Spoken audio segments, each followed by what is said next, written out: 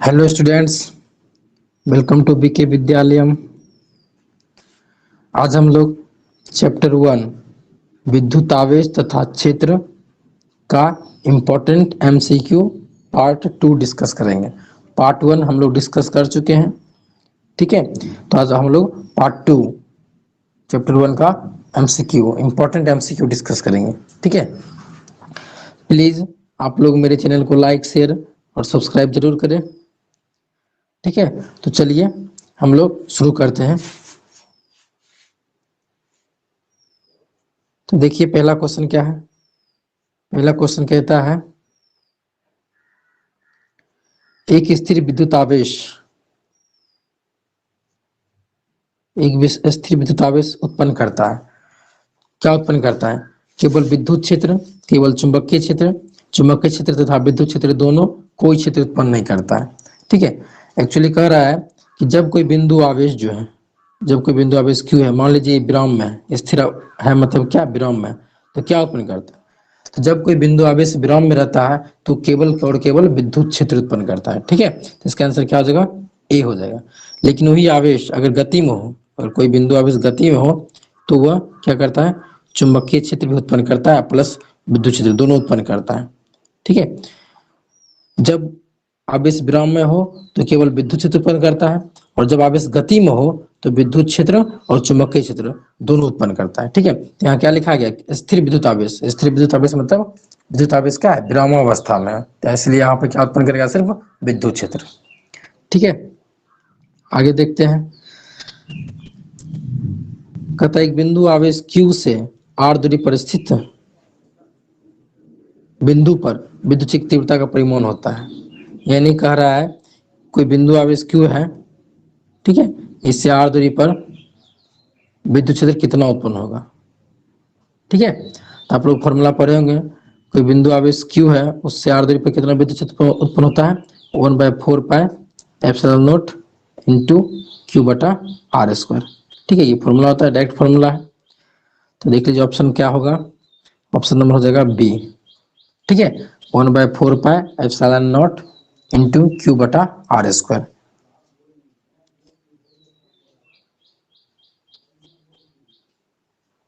आगे देखते हैं। कहता है ई तीव्रता वाले विद्युत क्षेत्र में पी द्विध्रुव आघूर्ण वाले द्विध्रुव पर लगने वाला बल आघूर्ण क्या है? ये एक्चुअली प्रिंटिंग मिस्टेक है, ठीक ना। ये थोड़ा सा पी द्विध्रुव आघूर्ण है, ठीक है। तो कहता है इसका मतलब, कहने का मतलब है कहीं पे किसी भी एरिया में मान लीजिए विद्युत क्षेत्र ई वेक्टर है, ठीक है। विद्युत क्षेत्र ई वेक्टर है, और हम क्या कर दिए इसमें कहीं पे विद्युत द्विध्रुव आघूर्ण रख दिए पी वेक्टर। तो कहते इस पे क्या लगेगा? बल आघूर्ण लगेगा। आप लोग पता है जब किसी भी विद्युत द्विध्रुव आघूर्ण को किसी विद्युत क्षेत्र में रखा जाता है तो उस पर क्या लगता है? बल आघूर्ण लगता है, टाउ लगता है, जिसको हम टाउ से लिखते हैं। इसका फॉर्मूला क्या होता है? P vector cross E vector, ठीक है। इसका फॉर्मूला क्या होता है? P vector cross E vector, ठीक है। तो इसका आंसर क्या हो जाएगा? ए। एक्चुअली यहाँ पी वेक्टर ये है और ये है ई वेक्टर, ठीक है। जब किसी भी विद्युत क्षेत्र में, सॉरी, जब किसी विद्युत द्विध्रुव को किसी विद्युत क्षेत्र में रखा जाता है तो उस पर एक बल लगता है जिसको हम बोलते हैं टाउ, बल आघूर्ण जिसको कहते हैं। ये होता है पी क्रॉस, सॉरी, होता है tau equal to P cross E, ठीक है। P vector cross E vector, ठीक ना। आगे देखते हैं। कहता है फिर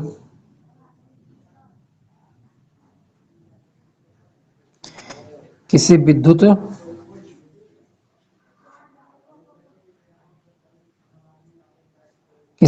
ध्रुव से आर दूरी पर विद्युत क्षेत्र की तीव्रता होती है। किसी विद्युत ध्रुव से आर दूरी पर विद्युत क्षेत्र की तीव्रता होती है, मतलब क्या? कोई मान लीजिए विद्युत द्विध्रुव है -Q और यहाँ +Q, ठीक है। तो ये अपने चारों ओर क्या करता है? विद्युत क्षेत्र उत्पन्न करता है। तो उसमें देखा रिलेशन बताना है समानुपाती व्युत्क्रमानुपाती के टर्म में दूरी के साथ, ठीक है। तो देखिए आप लोगों को पता होगा ई पोजीशन को अक्ष बोलते हैं। अक्ष पे जो होता है विद्युत क्षेत्र होता है 2kp बटा RQ, ठीक है। और इस पोजीशन को बोलते हैं निरक्ष पोजीशन। इस पे होता है विद्युत क्षेत्र Kp बटा आर क्यू, ठीक है। और किसी एट एनी पोजीशन, किसी भी पोजीशन थीटा पर अगर निकालेंगे, यहाँ पे ये होता है के पी बटा R Q root under 1+3 cos square theta, ठीक है। तो अगर आप जरा गौर करेंगे तो देखेंगे अक्ष पे भी क्या होता है आर क्यू के व्युत्क्रमानुपाती, निरक्ष पे भी क्या होता है आर क्यू के व्युत्क्रमानुपाती, और किसी भी पोजीशन पर निकाले तो क्या होता है आर क्यू के व्युत्क्रमानुपाती। तो विद्युत द्विध्रुव से आर दूरी पर विद्युत क्षेत्र जो होगा हमेशा आर क्यूब के क्या होगा व्युत्क्रमानुपाती होगा, ठीक ना। तो आप देख लीजिए ऑप्शन कौन सा होगा, ऑप्शन नंबर क्या होगा डी, ठीक है। आगे फिर देखते हैं, कहता है एप्सिलॉन नोट की बीमा क्या होगी। एप्सिलॉन नोट की बीमा क्या होगी, यहाँ पे ऑप्शन नहीं दिया है तो हम थोड़ा सा निकाल लेते हैं। तो एप्सिलॉन नोट का जो मात्रक होता है वो होता है कूलम स्क्वायर बटा न्यूटन मीटर स्क्वायर, ठीक है। तो कूलम स्क्वायर का अगर बीमा लिखें तो क्या होगा एटी का स्क्वायर बट न्यूटन का क्या होता है एम एल टी का पावर -2 इंटू मीटर स्क्वायर मतलब एल स्क्वायर, ठीक है। यहाँ देखिए क्या होगा ए स्क्वायर टी स्क्वायर हो जाएगा ऊपर में बटे नीचे में क्या होगा एम ये एल और ये एल जुट कर क्या हो जाएगा एल का पावर क्यू फिर टी का पावर -2। हम सबको ऊपर ले जाते हैं तो क्या होगा एम का पावर -1 ऊपर जाएगा, एल का पावर -3, टी का पावर -2 ऊपर जाएगा तो ऊपर 2 है, जुट के क्या हो जाएगा 4 और हो जाएगा ए स्क्वायर, ठीक है। ये बीमा हो जाएगा, ठीक है ना। तो एक्चुअली बीमा आ जाएगी एप्सिलॉन नोट की, ठीक है। सिंपल है, मात्रक लिख दिए हैं और उसके बाद फिर उसकी बीमा बैठा के हम एप्सिलॉन नोट की बीमा निकाल लिए।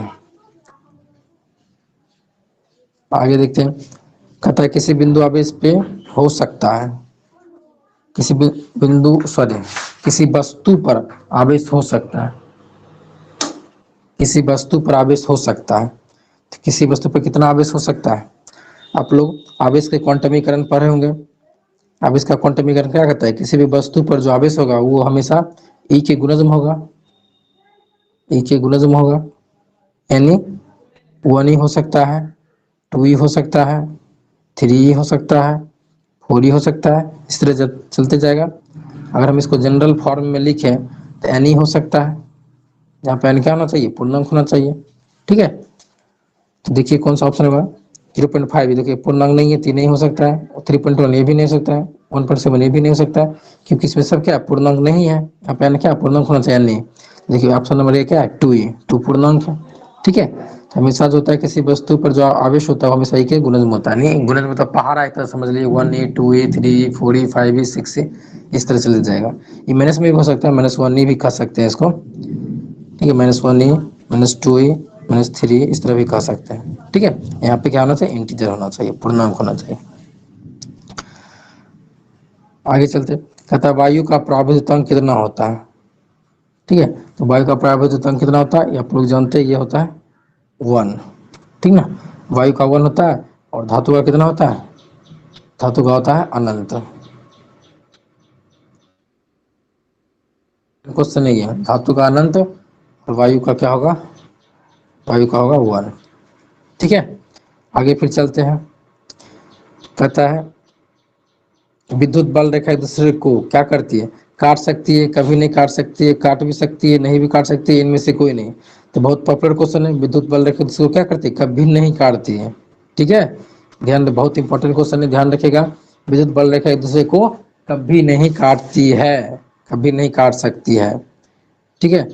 फिर अगला क्वेश्चन देखते हैं, मूल आवेश का मान कितना होता है। मूल आवेश किसको बोलते हैं, जो इलेक्ट्रॉन पे आवेश होता है ना उसको बोलते हैं मूल आवेश, यानी इलेक्ट्रॉन पे कितना आवेश होता है 1.6 गुना 10 का पावर -19 कूलम। इलेक्ट्रॉन कितना आवेश होता है, इसी आवेश को हम लोग बोलते हैं मूल आवेश, ठीक है। तो मूल आवेश का मान कितना होता है, तो मूल आवेश का मान इतना ही हो जाएगा, तो ऑप्शन नंबर हो जाएगा बी, ठीक है। आगे फिर देखते हैं,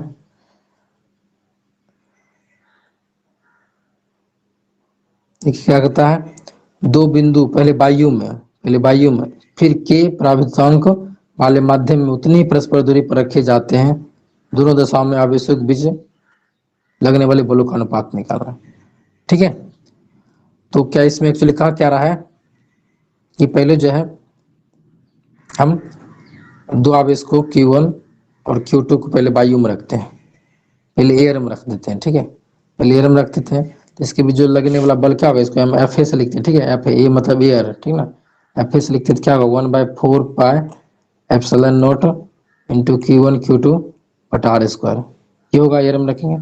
अब बोलता है इसको फिर के प्रावेशांक वाले माध्यम में रखा गया, फिर हम इसको कहाँ पर रख दिए, कहीं दूसरे माध्यम में रख दिए Q1 Q2 को उतनी दूरी पे, यहाँ भी आर पे था, यहाँ भी आर पे था, किसी माध्यम दूसरे माध्यम में रख दिए, ठीक है, किसी दूसरे माध्यम में रख दिए।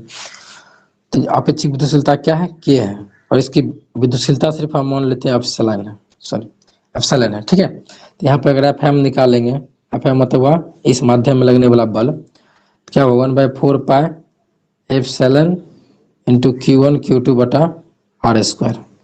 देखिए यहाँ पे एयर में था, तो एयर की विद्युतशीलता क्या होती है, एप्सिलॉन नोट, यहाँ पे एप्सिलॉन नोट है, ठीक है, और ये माध्यम किसी माध्यम में निकाले तो माध्यम की विद्युतशीलता हम माने है एप्सिलॉन, यहाँ पे क्या होगा 1/4 पाई एप्सिलॉन, ठीक है। अब आपको पता है कि के इक्वल टू क्या होता है, किसी अपेक्षिक विद्युतशीलता इक्वल टू क्या होता है, एप्सिलॉन बटा एप्सिलॉन नोट। तो यहाँ पे देखिए एप्सिलॉन इक्वल टू क्या होगा, के इंटू एप्सिलॉन नोट होगा। तो यहाँ पे अगर मान हम रख देंगे, तो आगे देखिए अगर यहाँ पे मान रख देंगे, तो यहाँ पे मान रख देते हैं, एफ एम इक्वल टू क्या चले आ जाएगा, एफ एम इक्वल टू जाएगा 1/4 पाई एप्सिलॉन नोट इंटू के Q1 Q2 बटा आर स्क्वायर, ठीक है। यहाँ देख लीजिए थोड़ा सा, एप्सिलॉन के जगह पे क्या रख दिया, एप्सिलॉन नोट इंटू के, ठीक है, ये होगा ना, यहाँ से निकाले ना एप्सिलॉन इक्वल टू के इंटू एप्सिलॉन नोट, ये रख दिए।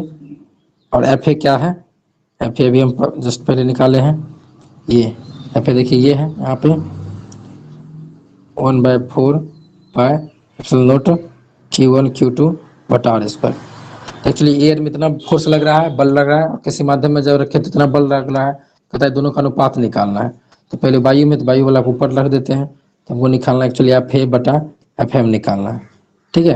तो निकाल लेते हैं, एफ ए निकालेंगे क्या 1/4 pi epsilon note Q1 Q2 बटा आर स्क्वायर बटे, फिर यहाँ लिखेंगे 1/4 पाई एप्सिलॉन नोट इंटू के Q1 Q2 बटा आर स्क्वायर, ठीक है।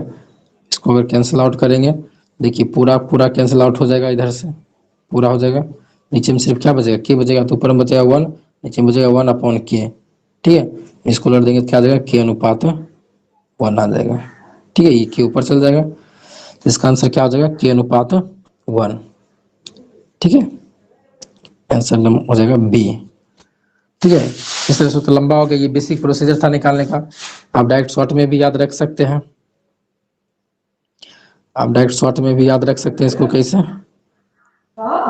कि एफ एम इक्वल टू होता है, एफ एम इक्वल टू होता है एफ ए बटा के, ठीक है। इसको डायरेक्ट शॉर्ट में भी याद रख सकते हैं कि किसी माध्यम में जब आप इसको रखेंगे तो उस पर जो बल लगेगा वो बल इक्वल टू होगा एफ ए बटा के, मतलब जो हवा में बल लग रहा है बटा के। तो यहाँ से भी आप अगर एफ ए बटा एफ एम अगर निकालिए, ठीक है, निकालिए क्या आ जाएगा यहाँ पे, के बटा 1 आ जाएगा, तो नीचे अनुपात क्या आ जाएगा 1, ठीक है। इस फॉर्मूला को भी डायरेक्ट आप याद रख सकते हैं, F M equal to F A बटा के, ठीक ना। ये सब कुछ सवाल थे जो बहुत इंपॉर्टेंट क्वेश्चन थे, ठीक है। इस क्वेश्चन को आप लोग ध्यान से याद रख कर लीजिएगा, समझ लीजिएगा, बुझ लीजिएगा। अगर कोई डाउट आएगा तो आप लोग कमेंट सेक्शन में बोलिए, मैं उस क्वेश्चन को फिर दोबारा एक्सप्लेन करूंगा, ठीक है। तो वीडियो देखने के लिए आप लोग का बहुत बहुत धन्यवाद, ठीक है, thank you. Please like share और सब्सक्राइब करना ना भूलें मेरे चैनल को, थैंक यू।